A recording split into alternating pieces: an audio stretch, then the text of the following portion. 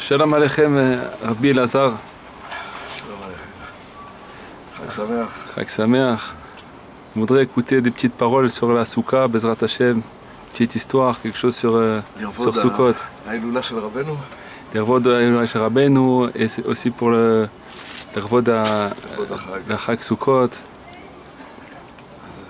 נספר את הסיפור של הבעל שם טוב עם המכתב. En français, hein? En français. Alors, je vais raconter l'histoire du Baal Shem Tov, que quand il est arrivé à Medziboz, il y avait des rabbanim qui étaient mitnagdim sur lui. Et ils sont allés le voir pour se moquer. Medziboz, c'est quoi? C'est la ville du Baal Shem Tov? Medziboz, c'est la ville où le Baal Shem Tov il est enterré, il a vécu là-bas. Et Rabbeinu aussi, il est né dans la maison du Baal Shem Tov. Il a grandi là-bas. Et ils sont entrés dans la souka du Baal Shem Tov. Et ils ont commencé à regarder. Et finalement, ils lui ont dit ta souka, elle n'est pas cachée, elle est fi halakha, elle est fi Torah. Et le Baal Shem Tov, il savait étudier les trucs. Alors, il était mitvaker. C'est quoi Mitvaker? Mitvaker, ils sont. Il les a prouvés, il leur a prouvé. J'ai oublié le français. Il leur a prouvé que sa souka était cachée à l'Efi Halakha, d'après la Torah. Ils ne voulaient rien entendre. Ils ont commencé à se disputer. Ils ramenaient des rayot de la Gemara, du Zohar, des trucs. Des preuves, c'est-à-dire quoi, les rayot? Des preuves. Baal Shem Tov, il était avec ses talmidim, mais c'était un bisayon. Au Kitsour, le Baal Shem Tov, il a vu qu'il n'y avait rien à faire. Il ne voulait pas écouter. Un instant, il a mis sa main sur la table. Il a mis sa tête sur sa main. Il a relevé la tête, il a ouvert la main. Il y avait un petit morceau de parchemin, un claf, une lettre. J'ai amené le sefer? Non. Un ezocher balpé. Et il y avait marqué sur cette lettre, Asuka Azou shel Rabbi Israël Baal Shem Tov, Ikshera, Neum, signé l'ange Matat. Et ça veut dire quoi ça en français?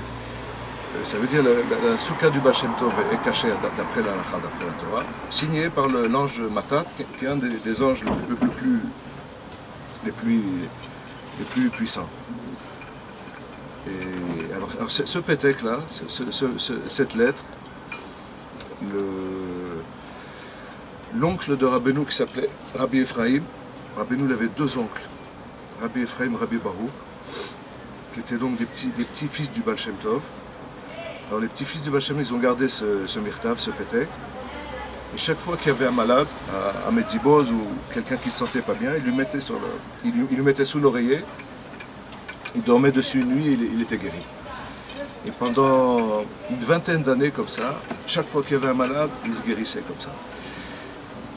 Et maintenant, il est marqué dans la Mishnah que Chizkiyahu HaMelech, le roi Chizkiyahu, il a fait des choses que les Chachamim de l'époque n'ont pas été d'accord. Et une des choses, c'était qu'il a... il a fait des choses que les Chachamim n'étaient pas d'accord et des choses que oui, ils étaient d'accord. Une des choses qu'il a fait, que Hachem et les Chachamim ont été d'accord avec lui, c'est qu'il a caché le Sefer des Refuot de Shlomo HaMelech. Shlomo HaMelech, il avait un Sefer qui s'appelle Sefer Refuot, le livre de la guérison. Il y avait là-bas il n'y avait pas une maladie qui n'avait pas sa guérison. Et pourquoi est-ce qu'il a caché?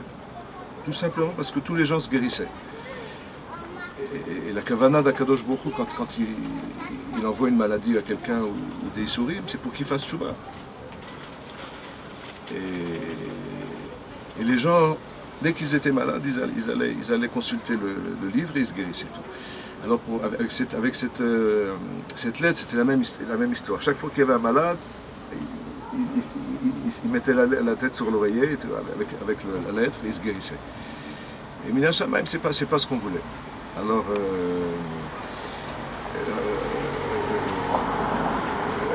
Rabbi Ephraim, il a prié pour qu'il reprenne la lettre de l'ange Matat. Et un beau jour, il a disparu. Ils l'ont mis sous la tête d'un malade, sous l'oreiller, ils ne l'ont pas retrouvé. Voilà. Ça, c'était la souka du Baal Shem Tov. Et maintenant, c'est bientôt la Iloula de Rabbeinu. Peut-être on va lire un petit bout de Chaim Moran. Vas-y, vas-y. C'est les dernières paroles que Rabbeinu a dit avant de quitter ce monde-là. Et il y a des trucs intéressants.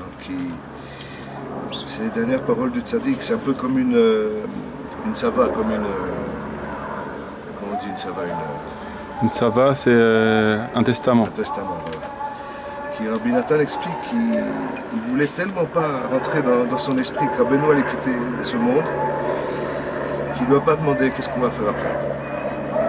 Et donc Rabbeinu a dû allusionner par des gestes, des regards,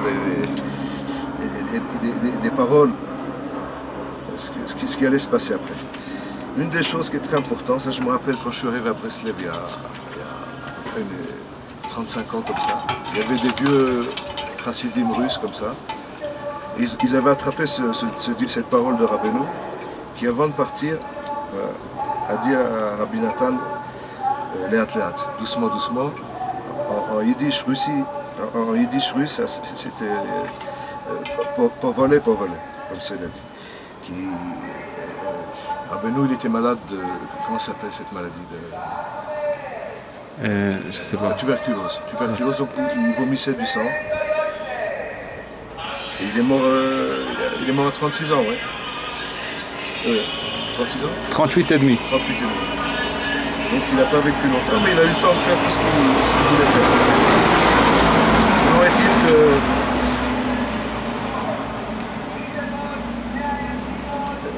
il n'avait plus la force de se tenir sur le fauteuil. Rabbi Nathan l'a porté du fauteuil sur son lit.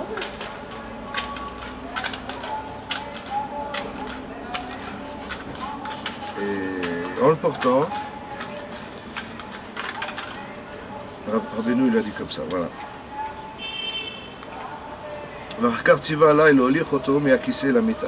Après, Rabbeinu, c'est Rabbi Nathan qui parle. Rabbeinu, il m'a demandé de le déplacer du lit, du kissé, de la chaise sur le lit. Je l'ai pris et je l'ai amené. La tête de Rabbeinu Zichrono Livracha et la plus grande partie de son corps était appuyée sur Rabbi Nathan.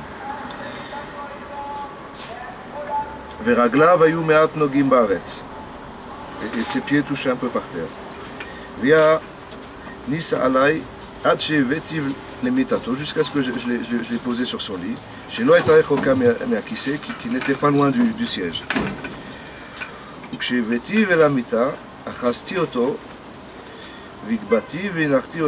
Après, je l'ai couché sur le lit. Rabbeinu il a regardé Rabbi Nathan, il lui a dit Léat, Léat, ou Belshon Askenaz, Povole, Pavale. Doucement, doucement. Et alors les Skenim de Breslev, ils avaient attrapé ça pour plusieurs trucs. Ils disaient tout le temps, doucement, doucement, pour tout. Doucement, doucement, pour tout. Pour un Baal Tshuva qui vient, qui est Béorot, qui commence à faire des trucs et tout. Povole, Pavale, doucement, doucement. C'est comme un petit testament. Et il y a encore beaucoup de petites paroles qu'il a dit. Ça veut dire que cette parole que Rabbeinu il a dit, on aurait pu croire que c'est une parole stam, banale, qui veut rien dire. Mais Rabbi Nathan, avec sa sagesse, il a chopé ça. Il a compris que c'était important. Doucement, doucement, c'est doucement, doucement. C'est-à-dire que dans chaque chose dans la vie, il faut aller doucement. Ça veut dire quoi? Ça ne va pas prendre des décisions rapidement. Par exemple, si quelqu'un il a besoin d'un conseil, peut-être. Ça dépend. Des fois, il faut réfléchir vite aussi. Des fois, tu n'as pas le temps de réfléchir. Mais doucement, doucement, en général. Avant de parler, il faut réfléchir à ce qu'on va dire. C'est au moins le minimum. Des fois, tu peux dire des bêtises. Ça ne va pas se précipiter dans la Vodat Hashem, peut-être, aussi. Doucement, doucement. Chacun comprend comme il comprend.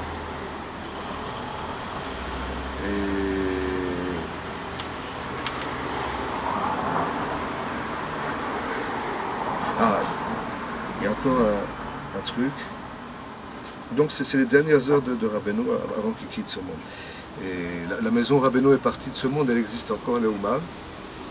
Et Rabbi Israël Meir Gaba, il a mis il y a un petit banc là-bas pour faire une des doutes. Et le banc il est exactement à la même position qu'il y avait le lit de Rabbeinu quand sa Neshama est sortie. C'est dans la maison, à l'intérieur. La maison elle n'existe plus, mais la deuxième maison elle est construite sur l'emplacement de la première. Ah voilà. Et c'est une maison où Rabbeinu il habitait là-bas, le dernier Rosh Hashanah, ils ont prié là-bas. Et par la fenêtre, il voyait son kever. Il était encore vivant.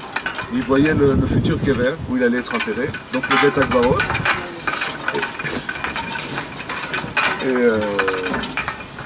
Et chaque fois, il faisait des remazim. Rabbi Nathan s'est amusé, des allusions qu'il allait partir. Ils ne voulaient pas rentrer dans leur tête. Et chaque fois, il disait, mais qu'est-ce qu'il est beau ce jardin, qu'est-ce qu'il est beau ce jardin. Et en fait, il parlait du cimetière. Et les plantes du jardin, c'est les Neshamot. Rabbeinu, il voyait les Neshamot, comme le Harizal. Et en fait, il explique pourquoi il a dû partir si tôt et si tragiquement. En fait, c'est pour nous rapprocher. C'est-à-dire que Rabbeinu, il a dit sur lui-même qu'il a Ifkarti et Ishti et Bana. Tout abandonné. Abandonné presque mes enfants et ma femme pour m'occuper de vous, pour aider des gens éloignés à se rapprocher d'Hachem. Le tzaddik, il n'a aucune avéra. Rabbeinu, il n'avait aucune avéra, aucun chet, comme le hétrog, qui doit être complètement naki, complètement propre. Surtout sur le début, il faut qu'il n'y ait aucune tâche, aucun marais, pas sous. Et le tzaddik, c'est pareil, il doit être propre. Quelqu'un qui est propre, il peut sortir les autres de la boue.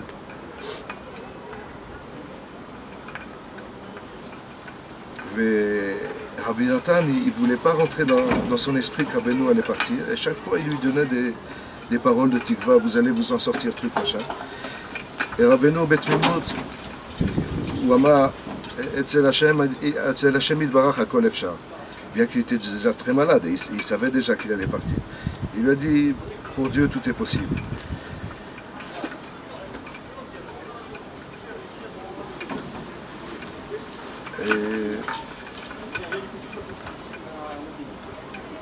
Et donc Rabbeinu, il n'avait aucune avéra, aucun chet.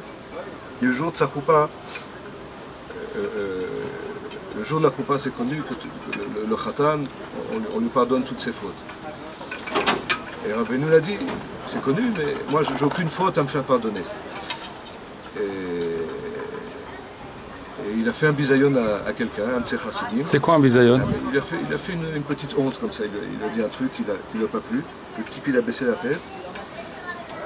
Et Rabbeinu a dit ça, c'est l'Ershav Lechet, Ershav Machloli. Et après il a dit au type en privé, mais tu sais pourquoi je t'ai fait le bisayon? Le type il a baissé la tête, il a dit oui. Attends, répète-nous ça en français. C'est Nershav Lechet, moi j'ai compris comme ça, que comme c'est un grand Etratson, c'est un moment où Hachem il pardonne toutes les fautes du Khatan. Et Kaviachol, pour ainsi dire, c'est dommage qu'il n'y ait pas une faute à pardonner, puisque Rabbeinu il était propre complètement. Et il a fait un bisayon à un de ses chassidim, il a fait une honte, il lui a dit quelque chose que... Au moment du mariage. C'était le deuxième mariage, non? Avant la choupa, je ne me rappelle plus. Non, je crois que c'était le premier. Et il a dit, au moins on a quelque chose à se faire pardonner. Et après en privé, il a dit au type, mais tu sais pourquoi je t'ai fait ça? Le type, il a baissé la tête, il a dit oui. Et voilà. Chazak ubaruch Harav. Chag Sameach ולהתקרב לצדיק. Amen. Amen, amen. Chazak.